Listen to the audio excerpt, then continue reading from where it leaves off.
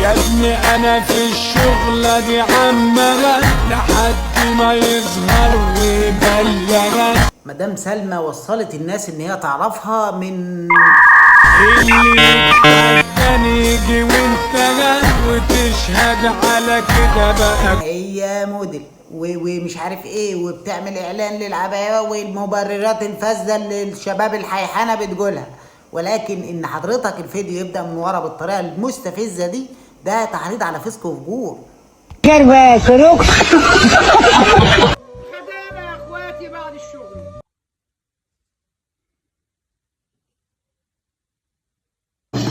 مديرة مطاعم قصر الكبابجي بترحب بالراجل المصري البسيط اللي اتعرف بفيديوهاته على السوشيال ميديا البسيطة. كل يوم هو بيتغدى بعد الأكل.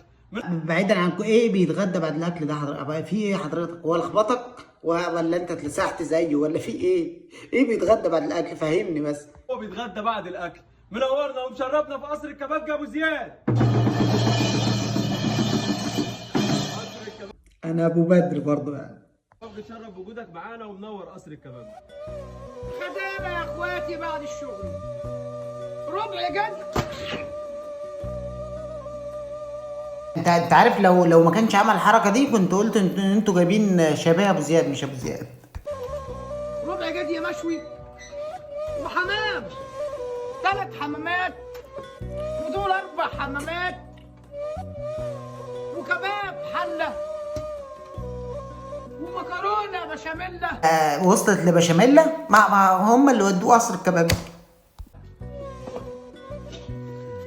وورق عنب بالكوارع، وانتوا عارفين الكوارع بتقوي العصب. نص الشعب المصري هياكل كوارع اليومين الجايين دول عشان العصب بتاعه باظ من الفيديو. غدانا يا اخواتي بعد الشغل. ولا كده ولا غدانا ولا عشانا. ايه ده ابو زياد انشف في ايه؟ ما احنا مش واخدين عليك كده. الناس زهقانه، الناس زهقت من كلمه غدانا. اوعى. ما هو حضرتك ما بقولش غدانا بس، بقول غدانا وفطرنا وعشانا، بقول كل حاجه، ما زهقناش ولا حاجه.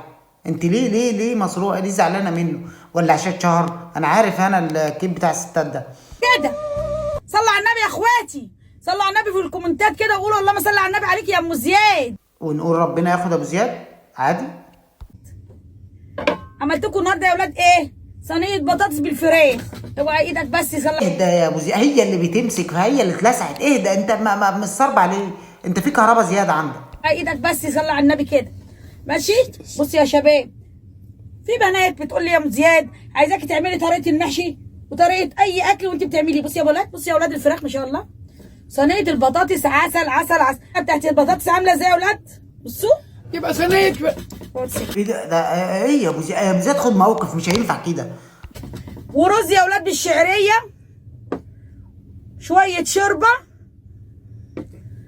وتعالوا اتغدوا مع ام زياد. في ده ايه ده يا ابو زياد؟ ايه صعب؟ معالق بقى كده؟ ده اخرتها غدانا يا اخواتي بعد ومعالق. معالق ايه يا عم؟ ده هناكل بيها. وغطا حله.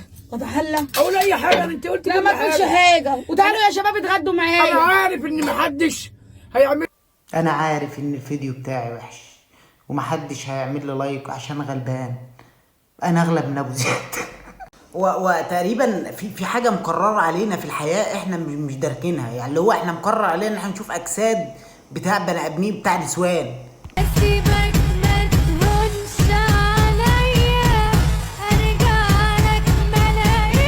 هي مفكرانا هضعف وارد لها البتاع، بس احنا هنرد البوسه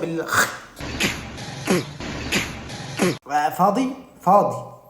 لو مش فاضي تعالى، انا هوريك ولادك هيبوظوا من ايه. انا عارفه هي الدنيا بقت جميله من اول ما جيت اهو. طيب مش عايزه مني حاجه تاني؟ حبيبي ربنا يخليك ربنا يخليك. مع السلامه. خد الباب وراك بقى.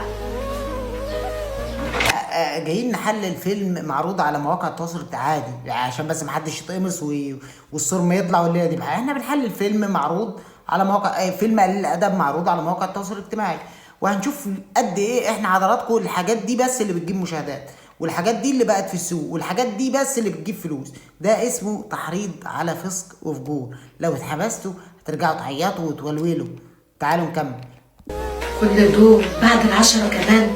انت شكل فلوسك ملهاش عدد. لا ده كل يوم لازم يجي. طبعا ان هي عندها حق، مش كل يوم لازم يجي يصلح البوتاجاز، لازم يجي لها قله ادب بقول لك.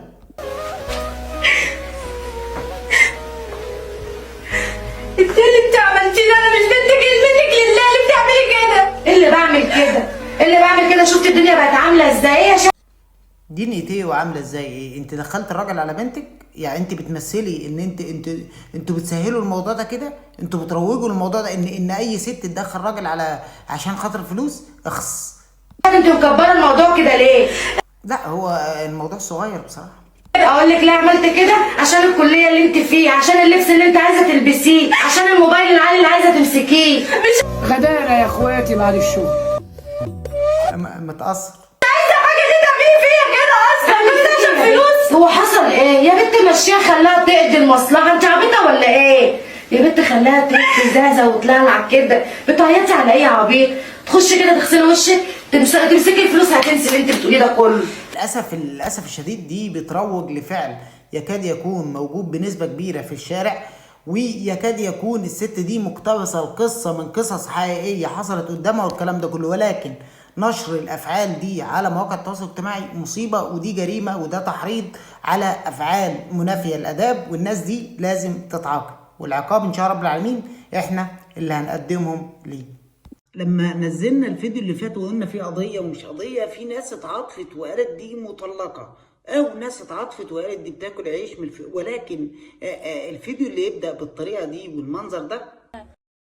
سارة فانا كاره على راسي فيها شوية. يا سارة عايزة ازاي؟ زي الزفت. ايه اخبارك؟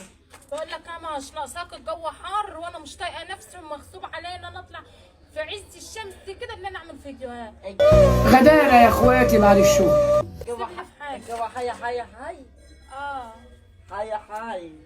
طب الناس المتعاطفه مستحيل الفيديو يمشي طبيعي عادي. اي نعم الفيديو تافه وملوش اي 30 لازمه، ولكن في لازم تتدور ولازم تبدا الفيديو بالخلفيه. في قله ادب وتحريض على فسق وفجور موجود في القصه والليله. منه 200 جنيه. كنت عايزه كربة كروك